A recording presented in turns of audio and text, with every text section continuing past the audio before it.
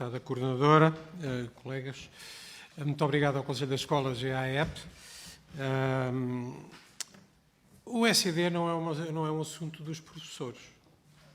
O ECD é também um assunto dos professores, mas é um assunto da sociedade, da comunidade nacional.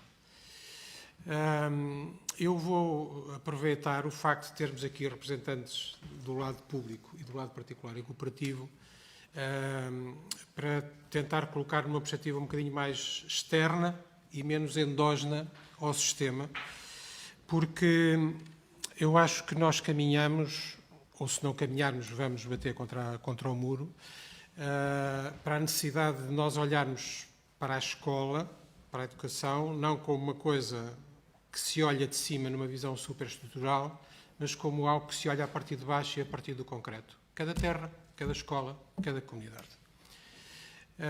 Porque enquanto, pelo menos do lado público, as escolas forem basicamente serviços periféricos de um grande ministério, qualquer coisa que não está a funcionar, talvez não seja muito ortodoxo no meu partido, mas eu há muitos anos que tenho como slogan que o que eu gostava era que todas as escolas públicas tivessem o mesmo grau de autonomia que têm as escolas privadas, o que justifica que as escolas privadas digam certas coisas que às vezes nos deixam preocupados por essa razão, porque têm a possibilidade de ter os problemas próprios de quem tem que resolver problemas ao nível local. Era bom que as escolas públicas também pudessem olhar para os problemas a partir do seu contexto local e não só a partir... Eu não tenho nada contra a burocracia, mas se a burocracia for rígida, é de facto um problema. Eu também acho que seria bom que o próximo ECD durasse muitos anos, mas para isso nós temos que olhar para o ECD do ponto de vista externo. Já lá vai o tempo em que o mercado de trabalho público e o mercado de trabalho privado eram mercados segregados. Quem estava no privado queria ficar lá porque se calhar o patrão não era tão simpático, mas tinha mais possibilidades de ganhar melhor a sua vida. Quem estava no público ficava lá porque ganharia menos, mas pelo menos tinha uma vida mais sossegada. Isso acabou. E se não tínhamos percebido isso, percebemos isso nos últimos anos, quando percebemos a concorrência entre o mercado público e o mercado privado da docência e de outros especialistas. E por muito que se faça para não haver tanta falta de professores, essa questão nunca vai deixar de estar em cima da mesa. Porque deixou de ser possível encaixar qualquer profissão numa caixinha e dizer agora estás aqui, és do público, não te mexes, estás aqui quietinho.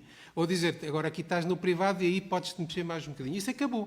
E, portanto, nós precisamos de ter um ECD que esteja no mundo tal como ele é e onde as pessoas se querem mover. Tenho ali uma oportunidade, tenho ali outra. Se calhar também não quero andar sempre a mexer, essa coisa de que toda a gente quer andar sempre a mexer, se calhar também não é bem assim, mas há um grau de perspectiva da dinâmica da evolução profissional que não se compagina com soluções muito fechadas e muito eficazes. Por outro lado, aquela ideia antiga de que as escolas são basicamente professores e alunos, isso já não existe. As escolas são uma miríade de profissionais.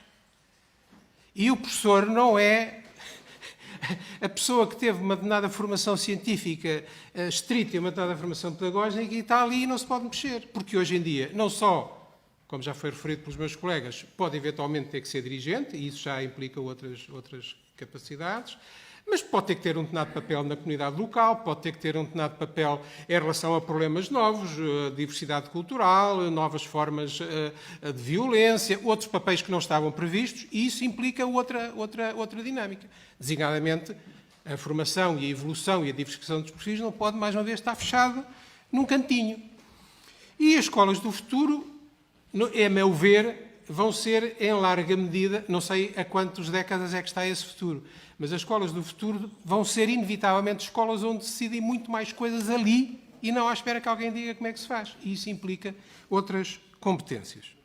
E, portanto, não é para amanhã, mas eu penso que nós temos que ter a perspectiva de um ECD que sirva uma escola mais aberta, mais diversificada, com mais autonomia, com perfis mais diversificados, com perfis mais dinâmicos, onde as pessoas podem querer estar 10 anos na escola e depois querem estar 10 anos fora da escola e depois querem estar outros 10 anos outra vez na escola, eventualmente a fazer outra coisa, e isso rompe claramente com o paradigma de uma excessiva disciplinarização daquilo que é o professor em cada momento. Eu concordo com o meu colega Pedro Alves, na medida em que há que haver quer dizer, do lado da escola pública, isto é muita gente, são muitas escolas, por todo o país, não podemos brincar. Quer dizer, uma escola privada tem a sua própria responsabilidade, tem o seu público, tem a sua clientela, não no mau sentido, mas tem pessoas que fazem uma observação direta. A escola pública também tem, mas é diferente. Nós não podemos ter uma regra aqui, ou está ali, ou está lá, não podemos ter 1000 regras. E, portanto, há um grau de uniformização que tem que existir, mas tem que ser uma uniformização inteligente. Pronto. Eu acho que há um nível de debate do ECD que são estes temas, como é que se organiza, quais são os graus, como é que é a formação, como é que é a avaliação. Tudo isso são questões relevantíssimas e que têm uma componente técnica de como é que se pode resolver muito importante. Mas nós não podemos, penso eu, e esse era o meu desafio, nós não podemos perder a perspectiva do sistema como algo que tenderá a ser cada vez mais livre, cada vez mais borbulhante, cada vez com mais desafios móveis a aparecer, e como é que nós fazemos isso? Como o professor Queiroz e Melo sabe, nós muitas vezes discordamos de algumas coisas, mas eu acho que o público tem que olhar muito para o privado para perceber que os dilemas do público às vezes parecem muito diferentes do privado.